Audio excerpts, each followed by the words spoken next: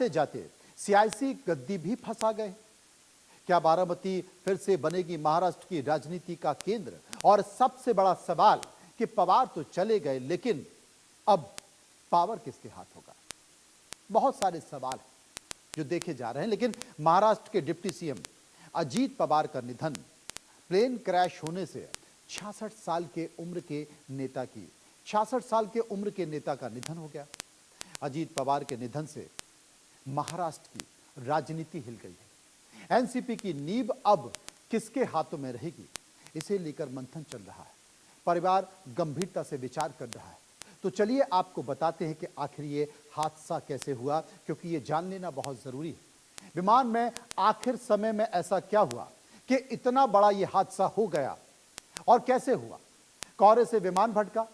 कहा जा रहा था कि मौसम खराब है। मौसम मुंबई में भी खराब था, मौसम बारामती में भी खराब था, लेकिन क्या एटीसी ने परमिशन दे दी? एटीसी को कुछ भी ऐसा नहीं लगा कि कुछ गलत हो जाएगा, लेकिन परमिशन दी और मुंबई से ये विमान 8 बजे उड़ा। ठीक 8 बजे वहां से उड़ा और 8:45 पर बारामती में लैंड किया। लैंडिंग के समय यह कहा गया कि यह विमान हवा में झूलता रहा। कई सारे ऐसे पॉइंट हैं जिनके जरिए मैं आपको तस्वीरों में बता दूं कि कोहरे में विमान भटका। लैंडिंग करते समय वो हिल रहा था। लैंडिंग में रनवे उसे नहीं दिखाई दे रहा था, ऐसी जानकारी कही जा रही है। ये जांच का विषय होगा। जो पायलट के बीच बातचीत होती है, ब्लैक बॉक्स में रिकॉर्ड होती है, उसमें देखा जाएगा। और एक बार नीचे आया, ऊपर उड़ा, उसके बाद फिर नीचे आया और जब लैंडिंग की तो विमान फिसल गया, रनवे से फिसल गया। और रनवे से फिसलने के बाद वो नोज टकराने से आग लग गई, क्योंकि 8:50 पर बारामती में यह प्लेन क्रैश हुआ था और 8 बजे मुंबई से यह उड़ा था। कहा जा रहा है कि पल भर में पूरा माहौल बदल गया। नोज टकरा गई और नोज टकराने के बाद 4-5 बड़े ब्लास्ट हुए प्लेन में, और ब्लास्ट होने के बाद फिर उसका जो विमान का इंजन था वो विमान से फट कर कहीं और गिर गया। जोरदार ब्लास्ट। अजीत पवार सहित 5 लोगों की इस हादसे में मौत हो गई। और आप जो जेट देख रहे हैं, विमान देख रहे हैं, इसके बारे में भी आपको विस्तार से बताऊंगा। लेकिन महाराष्ट्र की सियासत को झकझोर देने वाली जो खबर है, उस खबर के बाद अब तस्वीर पूरी बदल चुकी है।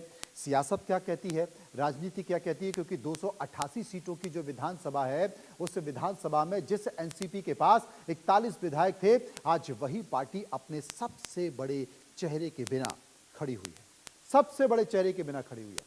अजीत पवार के जाने के बाद सवाल सिर्फ नंबरों का नहीं है, नेतृत्व का भी है, क्योंकि अब इन 41 विधायकों की दिशा क्या होगी और महाराष्ट्र की राजनीति का मोड़ क्या होगा।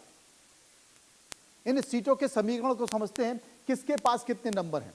आपको बता दें कि 288 वहां पर जो सीटें हैं, 288 सीटें हैं विधानसभा की, और 288 सीटों में जो बीजेपी के पास है वो 132 सीट हैं। शिवसेना एकनाथ शिंदे के पास 57 सीटें हैं। अजीत पवार गुट की एनसीपी के पास 41 हैं। शिवसेना यूबीटी यानी कि उद्धव ठाकरे 20 सीटें हैं और कांग्रेस के पास 16 सीटें। अब ये जो अजीत पवार के 41 विधायक हैं, ये 41 विधायक एक तरह से नेतृत्वहीन हो चुके हैं, क्योंकि आज की जो महाराष्ट्र की परिस्थितियां हैं, उस महाराष्ट्र की परिस्थिति में बड़ी खींचतान देखी जा रही है। और इस खींचतान में अपनी पार्टी और अपने पार्टी के विधायकों को बड़ा संभाल कर रखना मुश्किल होता है, क्योंकि महाराष्ट्र की राजनीति के वो आप बहुत अच्छे से समझते हैं।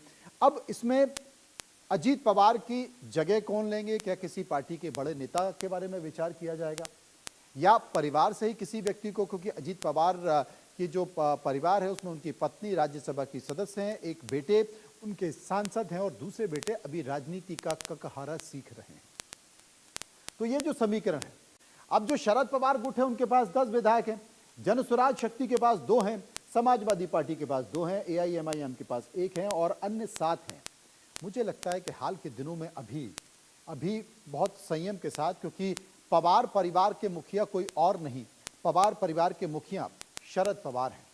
और अजीत